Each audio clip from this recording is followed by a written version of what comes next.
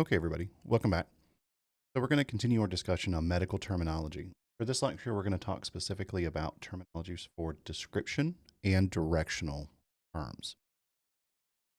So as a reminder, with medical terminology, this serves as the foundation for communication, both written and oral, regarding anatomical and medical terms that are prudent to our EMS profession. So some word building rules to get us started. We want to make sure that we remember the prefix is at the beginning of a term and the suffix is at the end of a term. We're going to use combining vowels when the suffix begins with a constant. This eases with pronunciation, or a term has more than one root word. For example, we used cardiopulmonary in the previous lecture.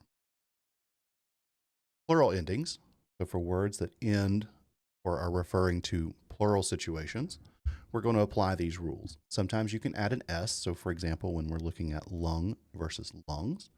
But for words ending in A, we're going to change them to AE. So for example, when we're talking about the vertebra or the vertebrae, for IS, we're going to change to ES, so diagnosis versus diagnosis. Okay, note the spelling difference there. EX or IX will change to ICES. For example, apex to apices. ON or UM will change to A. So for example, if we're talking about a single ganglion versus the ganglia, or a single ovum to ova. Us will change to I. So for example, bronchus will change to bronchi if we're talking about multiple bronchus structures within the lungs. Prefixes can be indicated numbers or colors, also position and direction. Some example for number prefixes that indicate a term or that we use in medical terminology can be one or two or more or none. For example, the prefix uni refers to one or a single. Dip refers to two when we talk about words like diplopia, double vision. Okay. Null could be none at all. Prima may be the first, and then you could have multi, which is plural or typically more than two. And bi can also mean two. We also have colors that we use. So for example, cyan or cyano in the word cyanosis means something is blue. You can also see terms like leuc or leuco for leukocytes, meaning white. And then erythro or eryth or red, sear and cero and melano as well. We also can use prefixes to describe position, direction, or location. For examples, ab or abduct when we're moving the arms. We abduct them or move them away from the body. Add, in the example, adduct, or moving something towards the body. Day, circum, meaning circumferential or around. Peri, also around. Trans, through. Epi, towards the surface. Supra, meaning above or above something. Common directional and movement terms, as well as position terms, may be used for us to describe where an injury is located within the body or how pain radiates through the body. For example, some directional terms we can use are right and left.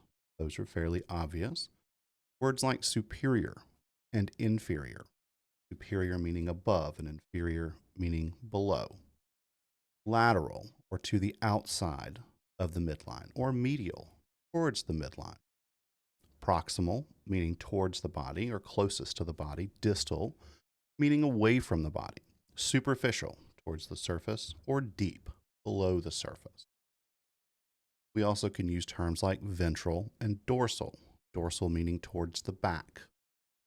Ventral meaning towards the front. Palmar, for example, the palm side of the hands, or plantar when we're talking about the feet.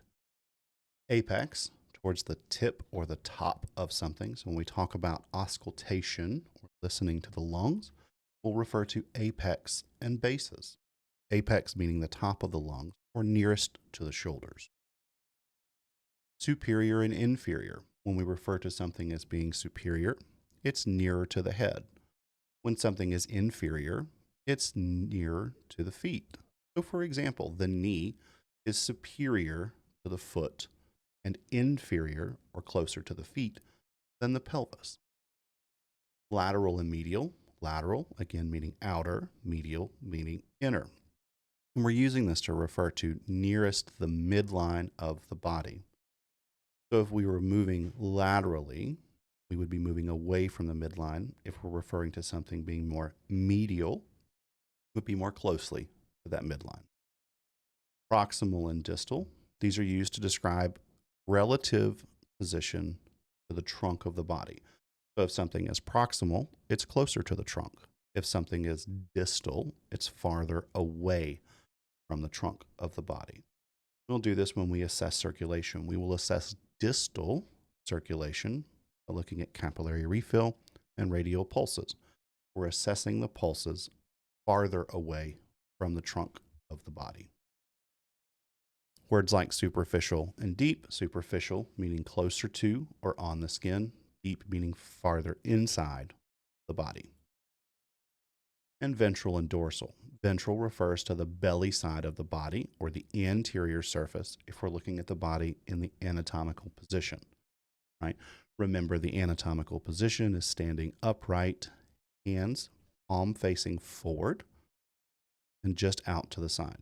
Dorsal refers to the spinal side of the body or the posterior surface. For example, a dorsal fin on a fish or a dolphin. More commonly used terms, as opposed to ventral and dorsal for human description, is the words anterior and posterior. Anterior is the front surface of the body. Again, when referring to the body in the anatomical position, standing upright, facing forward. Okay, the anterior is the front surface of the body. The posterior would be the back surface of the body. Palmar and plantar. Palmar is the front region of the hand or the palm, and the plantar surface is the bottom of the feet. And you can think of palmar being the palm and plantar, if you're walking through the garden, the part that touches nearest the plants, right? The plantar surface. Apices, apex or apices, and this is an example where we change the plural ending. So singular would be apex, plural would be apice, is the tip of a structure, right? The apex of the heart is the bottom, okay, where it comes to a point, or the inferior portion of the ventricle. The apex of the lungs is at the top, where it comes to a point. So you can think of a apex as describing the top portion of a triangular shape. Movement terms. Flexion, this is the bending of a joint. You flex your arm to show your biceps. Extension is the straightening of a joint. Adduction, A-D-D, adduction is movement towards the midline. So if you're standing upright and you hold your arms straight out in a T position and move them closer to your side, closer to your body, you're adducting. Adduction, motion towards the midline. Abduction is motion away from the midline. If you were being abducted by aliens, you are moving away from the surface. Abduction. Other directional terms that we'll use, bilateral. This is both sides of the midline. Okay? Both sides of the midline. If you have a bilateral hand injury, you're referring to both hands being injured. Unilateral would be only one side of the midline, one side of the body. Anatomic positional terms, we use predominantly prone or supine. Prone means that you're lying face down. Prone is face down. Supine means that you're lying face up. The Fowler position is lying. You would start to enter the Fowler position by lying in the supine position and then semi-reclining with the head slightly elevated. Start completely flat in the supine position and you elevate the trunk and the head of the body slightly. This would be the Fowler's position. You also have semi-Fowler's position, which is when the back of the stretcher is elevated to a 45-degree angle, okay? And a high Fowler's position, when the patient sits at a 90-degree angle. So remember, in both of these instances, they're starting supine. If you're elevated slightly, you're in a Fowler's position.